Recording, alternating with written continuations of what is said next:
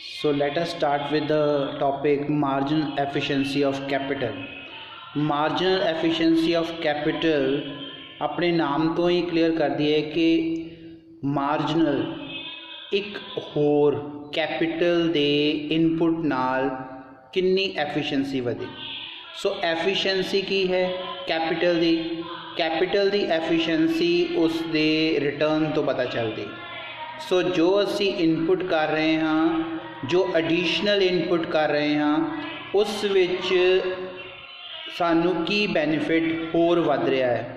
So marginal efficiency of capital नू समझण लई दो पॉइंट सामने आते ने।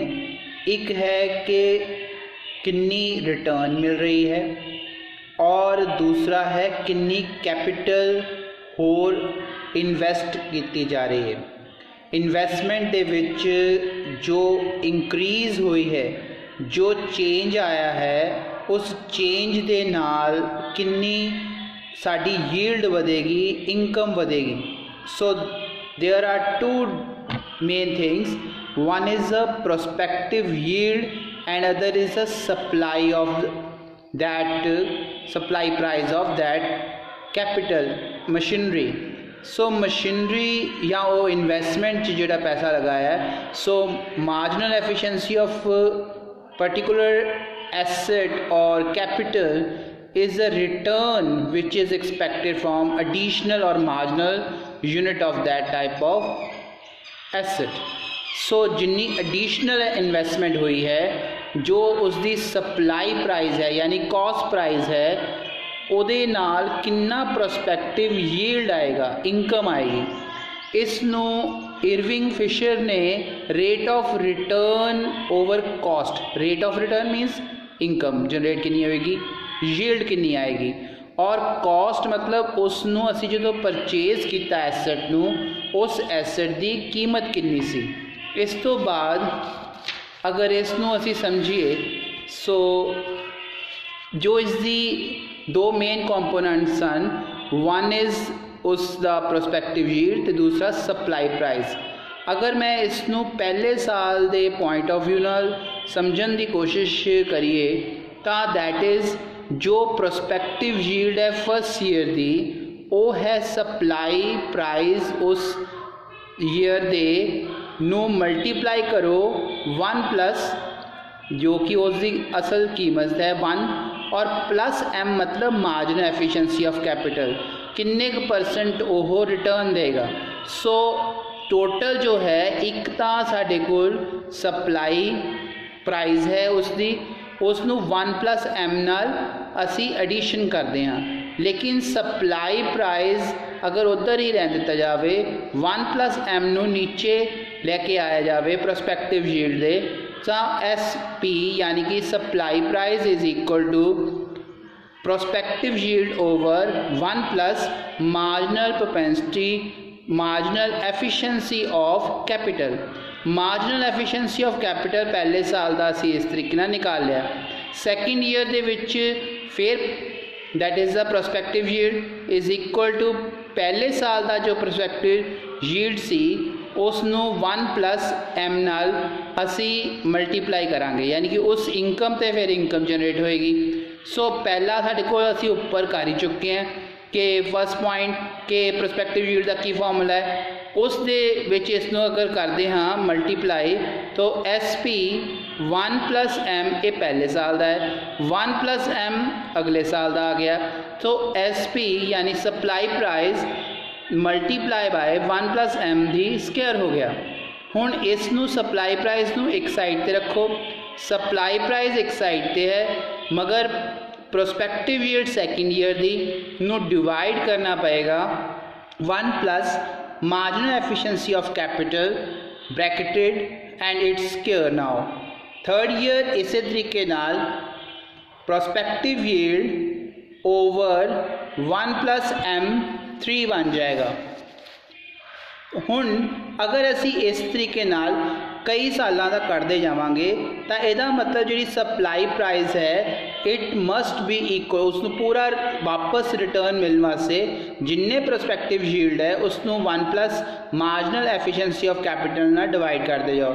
और मार्जिनल इसकी पावर ईयर वाइज ईयर बढ़ती जाएगी। लैट इट बी कि एन ईयर साढ़े को डाटा है तो एन ईयर च कवर होंगी सप्लाई प्राइस, तो एन ईयर तक ही 1+m दी स्क्वायर हो दी एन हो जाएगा। सो अगर इसनों मैं उपरले पोर्शन नू सारी that is a prospective yield जो है उसनों कंबाइन करदा तो नीचे 1+m दी पावर n हो जाएगी। सो फॉर्मूला बन जाएगा supply price is equal to that is a prospective yield over 1+m power n। हुण इसनों इस साइड ले आओ left side, supply price into 1+m दी power n is equal to prospective yield. Prospective yield वाले पासे सप्लाई प्राइस नू लै जाते हैं तो ये बन जाएगा 1+m दी power n is equal to prospective yield over supply price. इसकी पावर n है, अगर इस लैफ्ट हैंड साइड की पावर n है इसनू राइट हैंड साइड लै जाते हैं, इधरों पावर खत्म हो जाएगी लेफ्ट हैंड साइड और राइट हैंड साइड वो रूट बन जाएगा nth रूट। nth रूट बनने तो बाद साडा फॉर्मूला हुण m नू इधर इस साइड रहने दो, 1 नू उस साइड लै जाओ राइट साइड, तो ये फॉर्मूला बन जाएगा marginal efficiency of capital is equal to number of year the root prospective yield over supply price of that asset minus 1. So this is the formula of marginal efficiency of capital. हुण असी ये point देखते हैं कि इस determination कौन करते हैं। मार्जिनल एफिशिएंसी ऑफ कैपिटल दे जी डिटर्मिनेशन है वो डिस्काउंट रेट किमें करेगा। डिस्काउंट रेट जेड़ा हुणे असी देखा कि मार्जिनल एफिशिएंसी ऑफ कैपिटल जेड़ा है उस डिस्काउंट रेट नाल चलता है। Supply price is equal to discounted prospective yield. So इसनू असी इस तरीके नाल हर साल का जोड़ा ये 1+m दी स्क्वायर ये डिस्काउंटेड रेट लगातार घटते जाते हैं क्योंकि डिनोमिनेटर बढ़ता जाता है, तो ये इस करके इसका अफेक्ट जोड़ा है प्रोस्पेक्टिव यील्ड ते पैंदा है। This is a discounting rate of prospective yield. Prospective yield तो होएगी लेकिन उसनू 1+m उस ईयर की स्क्वायर ना जो असी डिवाइड करते हैं तो ओदा उन्ना ही डिस्काउंटेड प्रोस्पेक्टिव यील्ड बन जाएगी, वैल्यू उन्नी ही घट जाएगी। नेक्स्ट अगर इसनू असी समझिए marginal efficiency of capital, marginal efficiency of capital is actually what will be the yield as per the what will be the spending.